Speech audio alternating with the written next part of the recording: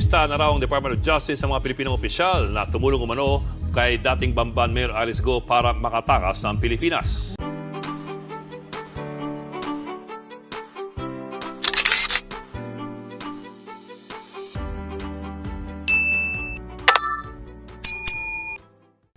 Welcome back sa aking YouTube channel. Para sa mga first timer po nanonood, please click mo na yan, Jeremy's TV Manila. Anyway guys, wala na ba ito, libre lang? Tulong mo na lang din sa kapwa mo. Alright, thank you very much po. Sa topic natin po today's video, Alice Go!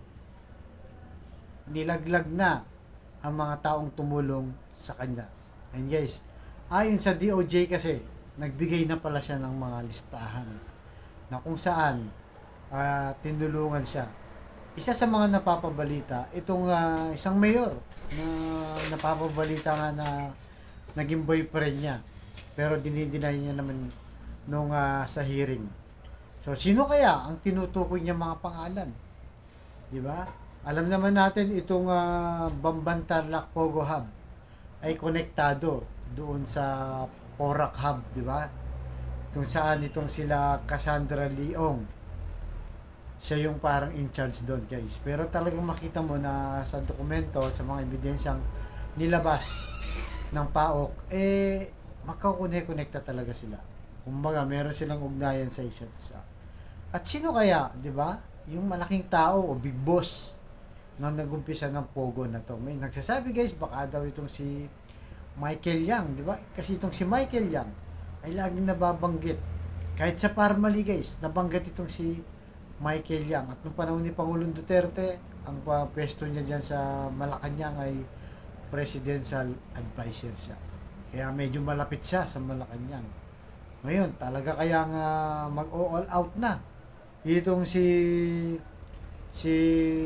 Alice Go, na kung saan yung kanyang kapatid ay nasa Senado na rin.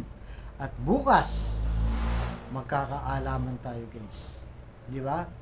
Hindi papayag, guys. Hindi papayag itong si Senador Rizal Tuberas na hindi ito magsalita. Lalo pa, sinasabi niya na may threat sa kanyang buhay at malaking pasalamat siya nung sinundo siya nila Abalos at itong si PNP Chief Marvin. So narito guys, panoorin muna natin yung mismong balita na kung saan ay nagbigay na ng listahan. Alright?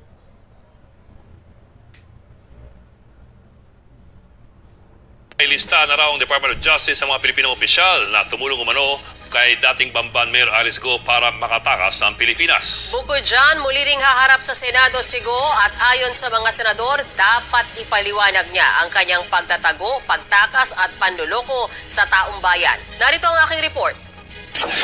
Excuse me.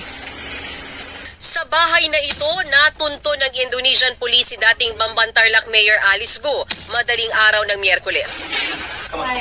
Hey, Alice. Nakitang nakaupo sa likod ng pinto ang dating mayora. You just follow us, okay? Nakiusap din si Go na magpalit muna ng damit. Let me change my clothes. You can change your clothes later in the office. Kinapkapan din siya bago dalhin sa tanggapan ng Indonesian police. Sa panayam ng News 5 sa Interpol Indonesia, tinulungan ng isang babaeng monghe si Go na magtago sa kanyang bahay. When we arrested her, finally, it was a house which was rent by a biksu. You know biksu? No, sir. What is Big Su? Like a preach of Buddha. Like a monk. Samantala, may listahan na raw ang ating Department of Justice ng mga pangalan ng opisyal. So, doon muna tayo guys, di ba? Nakita nyo. Di ba? Na sabi ni yung mga Indonesian police, napaka-professional, di ba? Napakaganda mag-handle. Di ba? Kaya nung nahuli nila, Alice, sinuguro muna nila. Pero hindi nila binastos guys, ha? Hindi nila binastos itong si Alice. At hindi rin naman na nila pinayagan. Di ba? Nung nakita, sabi, let me change my clothes. Sabi nung isang official ng police doon, hindi, huwag kang magpalit dito, sa opisina ka magpalit. Talagang very professional sila. At sinasabi nga, itong isang officer na to, na ang tumulong pala guys, dito kay Alice Go, dyan sa Indonesia, 5 Chinese. 5 Chinese at saka isang Indonesian siguro na taga doon para kabisado yung lugar, di ba? Kaya nga nung daw kumakatok, ang kwento nung in-interview dyan guys, mahaba yun.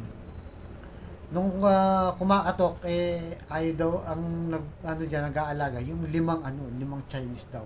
Yun nga, nasa loob siya ng monk. Ang kumanlong dyan, para siguro hindi mahalata, di ba? Pero talagang binabantayin daw siya. At ayon doon sa in-interview, yung limang Chinese na to, ang nagbabayad ng hotel, di ba? Ng mga bills nila, yung pagkain, lahat daw. Kaya silang nag-aasikaso kay Alice. So, meaning to say guys, binabantayin talaga siya ng sindikato. Itong si Alice Go. Di ba? Ayaw siyang pakawalan. Pero nung nagpakilala na daw, na sila Interpol o International Police, doon na siya umalis. Di ba? Nabalisa na yung limang Chinese guys. At saka yung isang Indonesian. Kaya doon na nila nasa kote dahil ayon sa kanilang intelligence. 'Di ba? Talagang alam nila nandun nga si Alice. Galing, no? Yung intelligence nila dito sa atin, guys. Limpak-limpak na salapi ang intelligence fund. Hindi mahuli-huli, 'di ba? Doon, at tagal hinanap dito wala, hindi makita, pero sa Indonesia ilang araw lang nahuli. 'Di ba? Kailangan niya pang lumabas ng bansa para mahuli. Kaya nga sabi ng iba, dapat siguro si Kibuloy, paalisin muna ng ibang bansa. Dali doon na sa Indonesia para mahuli naman pabalik dito sa Pilipinas. Di ba? Kaya kaabang-abang to guys, kaabang-abang to yung sasabihin ni Alice Go. Bukas guys sa Senado. So tuloy pa natin to guys. Konti na lang to.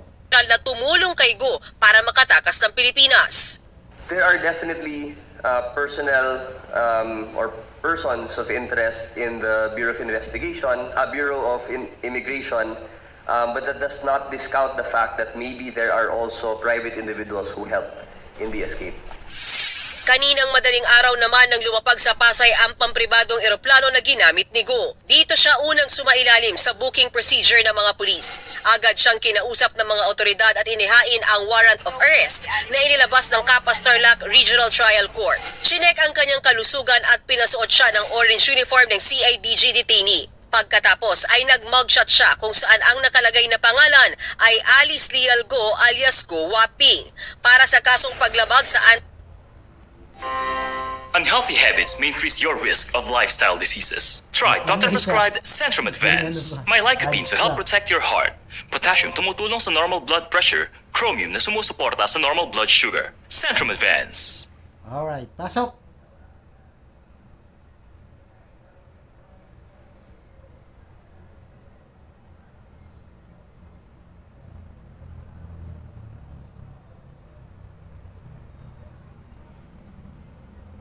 Graft and Corrupt Practices Act na isinampa ng DILG. Kinuha rin ang kanyang fingerprint at nagkaroon ng press briefing. Dito inilahat ni Interior Secretary Abalos na mayroong death threat si Go kaya siya umalis ng Pilipinas. Kino-confirm ko po ang lahat po ng sinabi po ni Secretary na meron po akong death threats po at humingi po ako ng tulong po sa kanila. Pagkatapos niyan, agad tumalikod sa media ang dating mayor habang tinatanong pa rin tungkol sa pakikipag-selfie sa Indonesia sa kabila ng hinaharap na kontrobersya. Po ba medyo masaya po kayo sa mga pictures and yung mga nakikipag-selfie pa po sa inyo, lagi kayo nakasmile na parang less stress po kayo sa inyo pong sitwasyon? Opo. Ang ikalawang booking procedure ay sa PNP Custodial Center kung saan pinasuot siya ng dilaw na damit ng mga detainee bago ipasok sa kulungan. Pagkatapos niyan ay dinala naman si Go sa Capas Tarlac kung saan siya may arrest warrant para sa kasong graft. Balot ang mukha ng dating mayora at bantay sarado rin siya ng mga pulis paakyat sa opisina ng Regional Trial Court Branch 109. Nagdesisyon naman ang kampo ni Go na huwag munang magpiyansa. Ano po kayo, ma'am? Emosyonal namang lumutang ang mga umano'y taga-suporta ni Go mula Bamban. Ayon sa commitment order ng korte na eksklusibong nakuha ng News 5, sa PNP Custodial Facility sa Camp Crame muna mananatili si Go. Ipinasilip din kanina sa presko ng PNP ang kwarto kung saan nakakulong ngayon si Go. Dito rin kinulong noon si dating Senadora Laila de Lima. There will be no special treatment for Alice Guo. Yung detention facility po na yan ay isang payak na Kwarto po, may CR, may maliit na table, at ito po yung kanyang higaan at wala pong aircon yan. Git naman ni Senadora Risa Hontiveros, dapat sa Senado i-detain si Go. Ang Senado ang may pinakaunang arrest warrant laban sa kanya. Ang Senado ang nag-trigger ng manhunt. Senate warrant ang bitbit ng ating law enforcers sa Jakarta. Alice Guo, the fake Filipino, will have a lot of explaining to do on Monday. Pagbabayaran niya ang pagsisinungaling niya, ang pagtago, pagtakas, at ang panloloko sa sambayan ng Pilipino. Maliwanag ni Hontiveros, base sa mga unang desisyon ng Korte Suprema, ang mga criminal case laban sa municipal mayors ay dapat na nasa jurisdiction ng Sandigan Bayan. We need to ask why. Why does she want to be in a jail more than in the Senate detention facility? Sagot naman ng kampo ni Alice Go, hindi nila kontrolado kung saan madidetain ang dating alkalde. Feeling ko mas gusto niya sa Senate kasi nandun yung kapatid niya, di ba? Pero siyempre, wala naman siyang power na mamili, di ba? Kasi it will always be at the discretion of the authorities. Kahit sa Senate President Chis Escudero, naniniwalang dapat sa Senado muna ikulong si Go kung nagpiyansa siya. Pinayagan naman ngayong araw ng Kapas RTC Branch 109 ang request ng komite ni Senadora Hontiveros na paharapin ang dating mayora sa pagdinig ng Senado sa Lunes. Doon ay posibleng makaharap din ni Go ang umano'y So yun guys, tinabi ko lang yung aso natin. So yun guys, di ba? Sabi ni Alice Go, may death threat daw siya. Alam mo kung kay Alice Go guys, di ba? Talagang dapat ilaglag niya na yung mga ando sa kanya, yung mga tumulong. Kasi nga, wala na talaga guys. Talagang yayari na si Alice Go dyan pagka nakawala yan. Di ba? Kaya nga hindi sila nagpiyansa eh. Kita nyo meron yung piyansa guys sa Tarlac RTC. Pero hindi siya nagpiyansa para safe siya dyan. Kasi kung bukas, yan ang aabangan ng taong bayan guys. Paabangan natin to ha. Bukas, talagang mag-a-attend na yan kay Senador Risa Hontiveros. Hindi niya pakakawalan yan guys ha. Matinding tanong ang nakaabang dyan. Kaya Alice Go talagang bukas nakatutok dyan ng buong Pilipinas pati sa ibang bansa. Kasi nga sa malaking issue na to. At kung ako sa kanya guys, talagang magsasabi na sa totoo. Lalo pa, wala naman siyang pamilya dito, di ba? Kasi halos sa mga sindikato kasi yung mga dito lang sa ating bansa, di ba? Kaya ayaw magsalita niyan dahil idadamay din yung mga pamilya nila. Yan ang karaniwang nangyayari. Ito, wala naman siyang pamilya, di ba? Yan, si Sheila Go, nandyan naman, kasama niya sa Senado. Yung mga pamilya na niya, nasa China naman. Kaya sana nga, guys, magsalita na itong si Alice Go para siyempre magkaroon na rin siya ng peace of mind at ituro na kung sino talaga yung big boss para mahabol ng gobyerno at talagang makasuhan na, di ba? Kasi talagang malaki na naidulot nito, hindi lang yung issue kundi kahit sa pera guys, malaki na nagagastos ng gobyerno dito dahil sa mga torture niya, di ba? Yung mga pinapadeport ng mga Chinese, human trafficking, lahat na yata ng krimen guys nandyan. Kaya sana bukas abangan natin to. Sana talagang magsalita na itong si Alice Go dahil wala na, talagang yayarin na siya ng mga big boss ng kung saan yung pogo ay namayagpag, di ba? At talagang namermisyo sa ating bayan. Alright guys, so kayo, ano masasabi nyo dito guys? Mag-comment lang po kayo para malaman natin ang yung sa lobby. Alright guys, ganito lang po. May susunod yung vlog. Thank you very much.